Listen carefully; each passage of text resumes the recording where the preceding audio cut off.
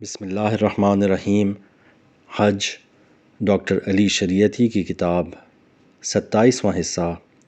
بازگشت۔ اے حاجی، اب تم کہاں جا رہے ہو؟ گھر؟ زندگی کی طرف؟ دنیا؟ حج سے تمہارا واپس آنا اسی طرح ہے جس طرح کہ تم آئے تھے؟ ہرگز نہیں۔ اے وہ کہ جس نے اس سٹیج پر ابراہیم کے کردار کو اشاریہ میں ادا کیا، ایک اچھا اداکار اس شخصیت میں جس کا وہ رول ادا کر رہا ہے سما جاتا ہے، اور اگر اس نے اچھا پارٹ ادا کیا تو سٹیج کا کام ختم ہو جاتا ہے، مگر اس کا کام ختم نہیں ہوتا۔ ایسے آرٹسٹوں کا وجود رہا ہے کہ جس کردار کو انہوں نے ادا کیا ہے پھر اس سے واپس نہیں نکلے ہیں اور اسی میں انہوں نے قضا کی ہے۔ اور تم، اے کہ جس نے ابراہیم کے کردار کو اپنے ذمے لیا، کھیل میں نہیں، عبادت میں، عشق میں، خدا کے گھر سے اپنے گھر واپس نہ لوٹو۔ ابراہیم کے کردار سے اپنے کردار پر نہ آؤ، لوگوں کے گھر کو ترک نہ کرو، دوبارہ اپنے فرش پر پیر نہ دھرو، احرام کو تن سے نکال کر اپنا لباس نہ پہنو، منا سے مکہ لوٹ آؤ اپنے اسماعیل کے ساتھ، اس ابراہیم کی طرح جو تاریخ کا ایک عظیم بت شکن اور عالم میں توحید کا بانی تھا، جس کے دوش پر عالم کی ہدایت کی ذمہ داری تھی، جو دنیائے کفر کا ایک نافرمان اور گویا فتنہ جو برباد روحانی تھا، ایک ایسا پیغمبر تھا کہ جس کے جان و تن میں درد و الم، دل میں عشق، سر میں نور اور ہاتھ میں تبر تھا، قلب کفر سے ایمان کا نکھار، شرک کی بدبودار کیچڑ سے توحید کا ابال۔ ابراہیم آزر کے اس گھر کا نکلا ہوا عالم بشریت کا بت شکن کہ جو اپنے قبیلے کا بت تراش تھا، بت شکن، نمرود شکن، جہل و جور کو کچلنے والا، نیند کا دشمن، ذلت کی آسودگی اور ظلم کی امنیت کا فتنہ گر، قبیلے کا دھتکارا ہوا، حیات، حرکت، جہت، امید و آرزو اور ایمان و توحید کی تحریک کا رہنما۔ ابراہیم کی طرح آگ میں کود پڑو، آتش جور و جہل میں، تاکہ خلق خدا کو اس آگ سے نجات دو، اس آگ میں کہ جو ہر اس انسان کی سرنوشت میں ہے کہ جو نور و نجات کا ذمہ دار ہے۔ لیکن خدائے توحید نمرودیوں کی آگ کو ابراہیمیوں پر گلزار کر دیتا ہے۔ جلو گے نہیں، راکھ نہیں ہوگے۔ مقصد یہ تھا کہ تم راہ جہاد میں آگ تک پہنچو، تاکہ آگ سے خلق خدا کی نجات کی راہ میں اپنے آپ کو آگ کے حوالے کرو، دردناک ترین شہادت تک پہنچو۔ ابراہیمی صورت سے اپنے اسماعیل کو قربان کرو، اپنے دونوں ہاتھوں سے چھری اس کے گلے پر رکھو، تاکہ خلق خدا کے گلے سے چھری ہٹا سکو، ان لوگوں کے گلے سے کہ جو ہمیشہ صاحبان قوت کے محلوں کے سامنے، لوٹ کے خزانوں اور ضرار و ذلت کے معبدوں کے آستانے پر ذبح ہو رہے ہیں۔ تیغ کو اپنے اسماعیل کے گلے پر رکھو، تاکہ تم میں وہ توانائی آئے کہ تم تیغ کو جلاد کے ہاتھ سے چھین سکو۔ لیکن ابراہیم کا خدا خود اسماعیل کے فدیے کو بھیجتا ہے، تم ذبح نہیں کرو گے، اپنے اسماعیل کو اپنے ہاتھ سے نہیں دو گے۔ مقصد یہ ہے کہ تم ایمان کی راہ میں اپنے اسماعیل کو اپنے دونوں ہاتھ سے ذبح کرنے کی منزل تک آگے بڑھو، اس منزل تک کہ جو شہادت سے زیادہ دردناک ہے۔ اور اب اے وہ کہ جو طواف عشق سے آ رہے ہو، مقام ابراہیم پر کھڑے ہو، اس مقام پر تمہاری رسائی ہوئی ہے۔ ابراہیم بھی یہاں پہنچے تھے،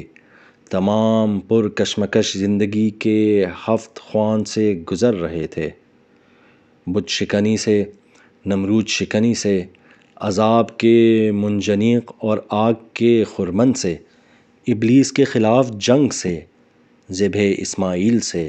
اور ہجرتوں، دربدریوں، تنہائیوں، مشقتوں اور نبوت سے امامت تک کے سفر سے،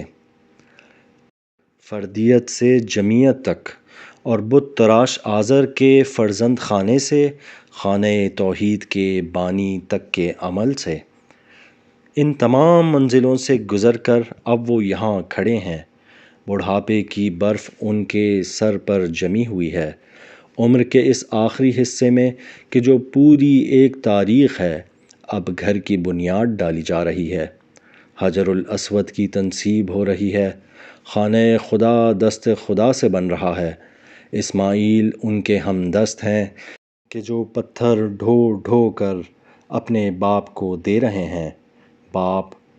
اس پتھر پر کھڑا گھر کی دیواروں کو بلند کر رہا ہے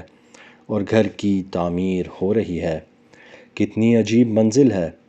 اسماعیل اور ابراہیم کعبے کے بانی مبانی، ابراہیم آگ سے گزرے اور اسماعیل قربانی کی منزل سے، اور اب یہ دونوں مامور خدا ہیں، مسئول خلق ہیں، زمین پر معبد توحید کے قدیم ترین معمار ہیں، اس گھر کے معمار کہ جو تاریخ میں گروہ انسانی کا پہلا گھر ہے، آزادی کا آزاد گھر، کعبہ عشق، کعبہ پرستش، حرام۔ اور تم اس وقت وہاں کھڑے ہو جہاں ابراہیم کھڑے تھے، صعود ابراہیم کی سیڑھی کے آخری پلے پر، ابراہیم کی معراج کے بلند ترین اوج پر، تقریب میں ابراہیم کے نزدیک ترین فاصلے پر، مقام ابراہیم پر، اس کی منزل پر کہ جو کعبے کا بانی تھا، آزادی کے گھر کا معمار تھا، توحید کا بانی مبانی تھا، جو فرش شناس، عاشق، آگاہ، بت شکن اور قبیلے کا ٹھکرایا ہوا تھا،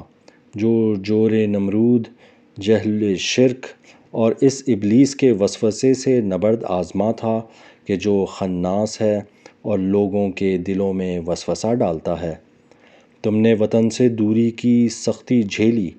سفر کی مصیبتیں برداشت کیں، تم آگ اور اپنے اسماعیل کے ذبح کے خطرے سے گزرے، مگر اب یہ نہیں ہونا چاہیے کہ تمہیں صرف اپنے گھر اور اپنے اسماعیل کی فکر ہو، بلکہ ان لوگوں کا سوچو کہ جو بے آسرا ہیں، جن کے پاس رہنے کے لیے گھر نہیں ہیں، جو ظلم و جور کی چکی میں پس رہے ہیں، جو بے سہارا ہیں اور دستے ظلم سے چھپتے پھر رہے ہیں، جن کا تعاقب ہو رہا ہے، جو زخمی شکار ہیں اور بے گھر و بے در پوری زمین پر خون آلود حالت میں ہراساں بھاگتے پھرتے ہیں، اور انہیں کوئی ٹھکانہ نہیں مل رہا ہے، اس لیے کہ ہر جگہ نمرود ان کے تعاقب میں ہے۔ تمہیں چاہیے کہ ظلمت کی اس شب یلدا میں تم ان کے لیے ایک مشعل بن جاؤ، اور ظلم کی اس شب میں ان کی فریاد رسی کرو، اور انسان کے لیے، خاندان خدا کے لیے، لوگوں کے لیے ایک پاک اور آزاد حرم امن بنو، ایک حریم بنو، اس لیے کہ ہر جگہ شرمناک ہے اور ناامن، کیونکہ زمین کو ایک بڑا اور بے حرمت قحبہ خانہ بنا دیا گیا ہے، اور وہ قتل گاہ کہ جس میں سوائے زیادتی، ہتک عزت اور ناروا جانبداری کے باقی ہر چیز حرام ہے۔ اور تم، اے وہ کہ جو ابراہیم کے کردار میں ظاہر ہوئے ہو، ابراہیم کے مقام پر کھڑے ہو، ابراہیم کے قدم پر اپنے قدم سنبھالے ہوئے ہو، اور ابراہیم کے خدا کے ہاتھ پر اپنا ہاتھ بغرض بیعت رکھ چکے ہو، ابراہیم کی طرح زندگی گزارو، اور اپنے عہد میں کعبہ ایمان کے معمار بنو، اپنی قوم کو منجمد زندگی کے کیچڑ سے، مردہ حیات سے، خواب راحت سے، ذلت جور سے اور ظلمت جہل سے باہر لاؤ، ان کے نصیب کو جگانے کے لیے انہیں حج کی دعوت دو، طواف پر لاؤ۔ اور تم، اے ہم پیمان خدا، اے ہم گام ابراہیم، اے وہ کہ جو طواف سے آ رہے ہو اور امر حجت کو طواف النساء کے ساتھ اختتام پر لائے ہو، خلقت طائف میں اپنی فنا سے ابراہیم کی صورت میں ابھرے ہو اور معمار کعبہ اور مدینہ حرم کے بانی کی جگہ کھڑے ہو، اور تمہارا رخ اپنے ہم پیمان خدا کی طرف ہے۔ اپنی سرزمین کو منطقہ حرم کرو، اس لیے کہ تم منطقہ حرم میں ہو۔ اپنے عہد کو عصر حرام بناؤ، اس لیے کہ تم عصر حرام میں ہو۔ اور زمین کو مسجد الحرام میں بدل دو،